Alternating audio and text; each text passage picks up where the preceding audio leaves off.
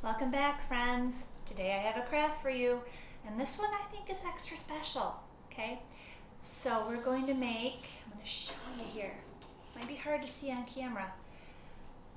It's kind of like a sun catcher, I guess is what they call it. You can put it, maybe you see it better if I put something behind it here. But it's something that you can do and hang up in your window and the light will shine through it. What do you think about that? So in your bag, your craft kit, you're going to find the one that has, we call them tongue depressors growing up because the doctor would, yeah. But they're like, they call them craft sticks now. There's craft sticks are the big ones. And you'll also see a piece of waxed paper. And I want to put this behind it so you can see it has a picture of a hummingbird on it because one of our stories is about birds. And I love hummingbirds. They remind me of my grandpa. And they're just so pretty this time of year. They're pretty any time of year. So, some of you may have a thinner design or a thicker design. I started out with the thin design, but my marker got tired. So some of you might have a little bit more bold lines, and that's okay. It's all going to turn out the same way, okay? What you need at home, you're going to need some glue, white glue. I have some craft glue here, but Elmer's or something like that will work just fine. Scissors, and you really are going to need markers for this one, okay? Because the wax paper, hard to color with crayon and hard with color pencil because it can tear. So you gotta be really gentle, okay? Now, if you don't like the hummingbird, that's all right. Don't hurt my feelings. Okay. What you can do, there's extra wax paper, or you might have some laying around the house. You can draw your own picture. Or one thing that we used to do when I was growing up is you can kind of sharpen your crayons and get the little shavings, of color, and lay them on the paper, fold the paper in half, cover it with a towel, and have your grown-up take an iron on a low setting, and it smooths out all those pieces of crayon into a really colorful design, and it looks kind of like stained glass that you'd see in old churches. Just another option if you don't like the hummingbird. Or like I said, you can draw your own picture, however you want to do it. Okay, I'm going to color the hummingbird. Like I said, I love hummingbirds. Now my original one, I colored it kind of like I remember a regular hummingbird look. But I decided that today I'm going with some fun colors. And you can make your bird look like however you want it to look. I just want to warn you again, this is a little delicate, so you gotta be careful. Color carefully, little strokes. Yep.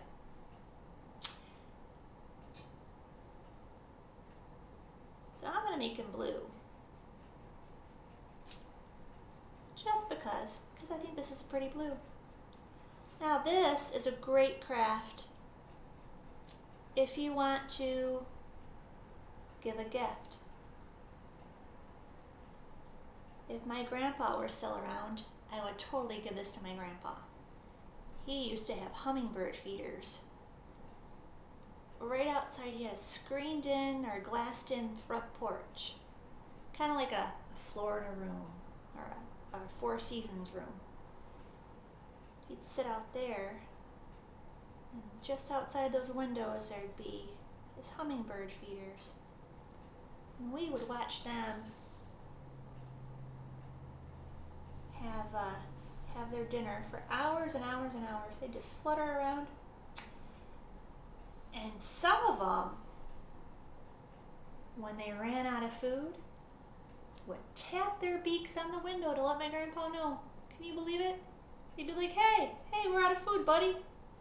Help a guy out. So he'd go out and he'd add more sugar water to his bird feeders. Yeah.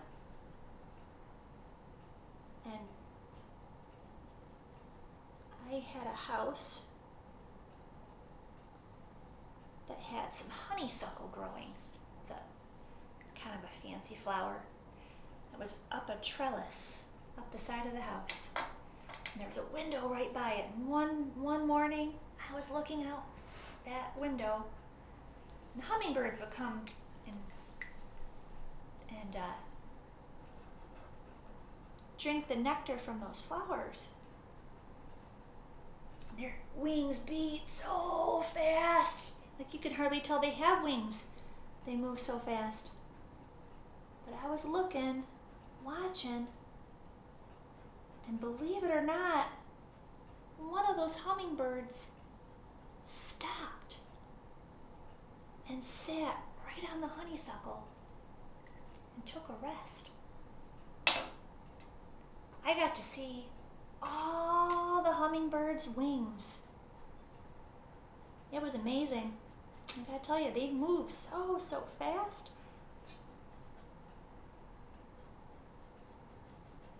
They are super fun to watch. I think I'm gonna give my hummingbird a green eye today. Yeah. And I think I'm gonna add some stripes. They're not on here, but I think I'm gonna add some. Yeah. I add some stripes to the wing because I can. I'm gonna do some yellow. Yeah. Boop, boop, boop.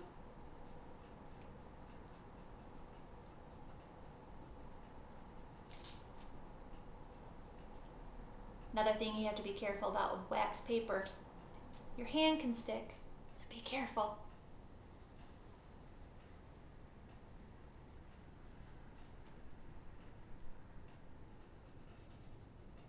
When you get your hummingbird,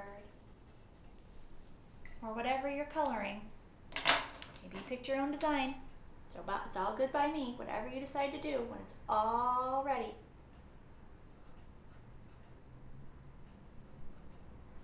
you can get your craft sticks ready. And you know what? I think my hummingbird looks a little lonely, and I drew some flowers for my hummingbird over here. I think I'm going to do something like that again. I think I'm going to make a little design around my hummingbird. You don't have to. Or you can. You can get really creative. You can make a house. You can make a sun. You can make more birds. However you want to do it. It's totally up to you. I just decided he needs some color with him. He's such a colorful bird. He brings the color where he goes, right? That's a good philosophy to have for life. Take the color with you. Bring color to the room. One ear all set. Take one ear, craft sticks, kind of lay it out, measure out where you want it to be.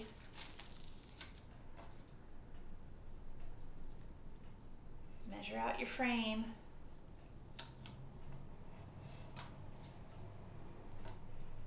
Give your paper just a little trim. Whoop. Just a little trim. We're going to do more once it's all together. Be careful with this cutting though, because like I said, it's really fragile. This is a craft where you have to be patient and careful. Once you got it where you want it, get your craft glue. I'm going to do the sides first. I'm going to kind of lay it out here.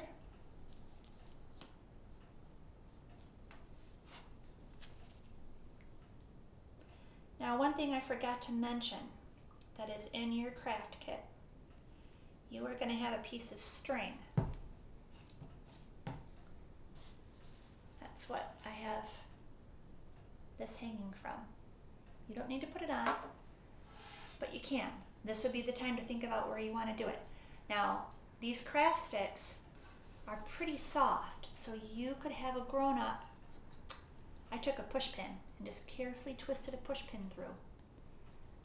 Small screwdriver, even a pair of scissors, very carefully, just softly twist it through. If you want, if you don't, you can lay the string around your craft stick before you glue it down. Put a little dab of glue on the craft stick too. And then it will hold nicely for you. I'm going to do my sides first. So I'm just lining up my sides here.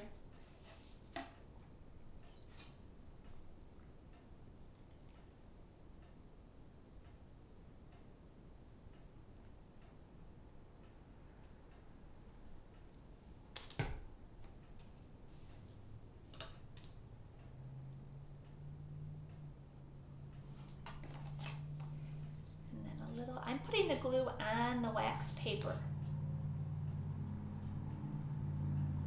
because that way I know that the sticks are going to be stuck to the paper and not just have glue on the sticks hanging out there in the middle of nowhere. So lay my cross pieces down. And again, if you wanted to do your string, now is the time. Once it is all dry, and that will take a little bit, so you have to be patient. When it's all dry, that's when you do your final trim on your paper. I'm not going to do it today because, like I said, not dry. I'm going to carefully hold this up so you can see. I'm going to show you my dry one. Okay, so when it was dry, I took my scissors. I still have a little bit here, so you just take your scissors, trim around that edge. Now, you might have some paint, like craft paint, laying around the house. So you could paint your sticks if you want, or you can use markers. I decided I'd put some flowers with my hummingbird, and I thought, you know, my frame could use some flowers too. Or you could write a message.